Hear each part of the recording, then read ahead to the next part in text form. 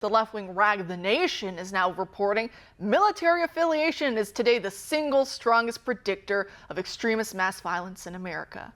And of course, what they mean by that is someone being a Trump supporter, voting in a way they don't like because words or violence or whatever.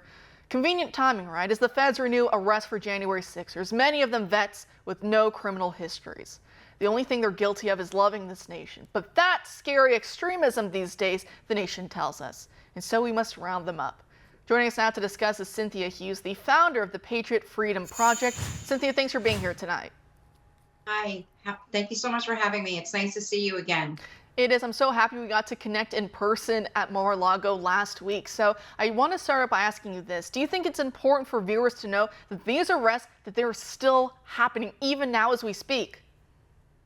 Yes, it's very important. This entire country needs to know that these arrests are still happening on a weekly basis. There was just 2 females arrested in Florida yesterday. Earlier in the week, there was somebody arrested in Indiana. As a matter of fact, I think there was 4 people arrested in Florida this week. And now you have Gregory, who is right here in my neck of the woods, literally one town over. Him and his family, grew up. I said on another interview, recently, I really don't know the words to describe, what we're seeing happen in this country. There was a moment where I felt like we had a little bit of a reprieve and there weren't so many arrests, but now they have ramped it up. And I think it's going to get worse. I think we're going to continue to see these weekly arrests during, this next election cycle.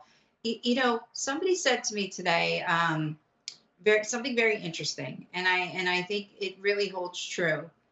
All of these arrests, everything that we're watching unfold within the January 6th, cases and raids and trials and sentencings, everything. It's a plan for Jack Smith. It's all perfectly designed to have Jack Smith be able to come in during Trump's trial and say, you see, look at all these trials, look at all these indictments, look at all these, guilty verdicts.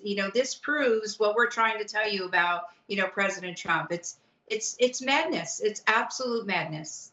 It is, and I think you're so right on that because, like you said, Jack Smith, he now just goes to the court. He has all his fake padded numbers to go, look, ever since Trump did what he did, there's been insurrections left and right. Look at these domestic terrorists. And what they mean by that are guys like Gregory Yetman, a National Guard, a military veteran who served as a military police sergeant, a man who served his nation honorably, a man who has no past criminal history or anything. And who knows, even when he picked up the canister, did it accidentally go off? No one knows. He wasn't spraying someone in the face directly, attacking anyone with it. So who knows what really happened? And yet we're supposed to believe that this guy is some scary insurrectionist. And because of that, Trump can't be appearing on any ballots. You see Colorado, they're trying. Thankfully, Minnesota stopped that one, but they did try there. I mean, on and on it goes. And this poor Yetman, I mean, he'd already talked to the feds earlier, and that I think is the mistake a lot of January 6ers have made, is because they know they're innocent, they know they didn't do anything wrong, so in their mind is, before even getting lawyers, let me just talk to these feds, let me tell them, give them my story, then they'll have to see I'm innocent.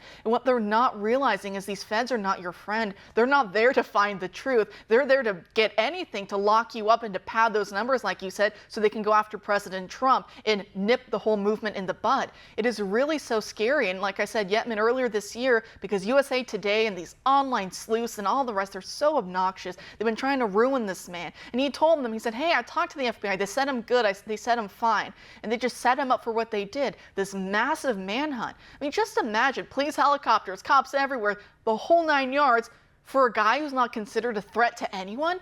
Then why the whole kit and caboodle? The whole thing is the humiliation ritual and to scare everyone on the right to absolute death that this could be you. Do you think that that was the point of what they did?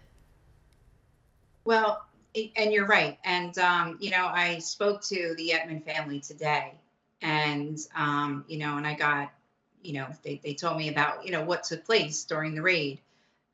It's a sad story. Not that all the stories are not sad, but, there's some of these cases and some of these defendants where you hear something that's just, it really, hits you in the gut a little bit more maybe than another case.